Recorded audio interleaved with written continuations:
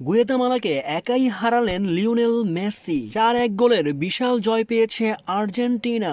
কোপার আগে ফিফা উইন্ডোতে শেষ ম্যাচে মাঠে নেমেছে আর্জেন্টিনা গুয়েতামালার বিপক্ষে। এদিন শুরু থেকেই আধিপত্য দেখিয়েছে আর্জেন্টিনা এদিন বল দখল করেছেন 70%-এরও বেশি। তবে ম্যাচের শুরুতেই 12 মিনিটে আত্মঘাতী গোল করেন লিওনেল মেসি। তারপর গুয়েতামালাকে জোড়া আঘাত করেন লাউতারো মার্টিনেজ। ফলে 2-1 গোলে প্রথমার্ধ শেষ হয়। দ্বিতীয়ার্ধে আর্জেন্টিনা নেমে একের পর এক আক্রমণ করছেন প্রতিপক্ষের গোলরক্ষকের পোস্টে। লাউতারো মার্টিনেজ আবার গোল করে বসেন ম্যাচের 66তম মিনিটে। মেসির দুর্দান্ত পাসে গোলটি করেন লাউতারো মার্টিনেজ।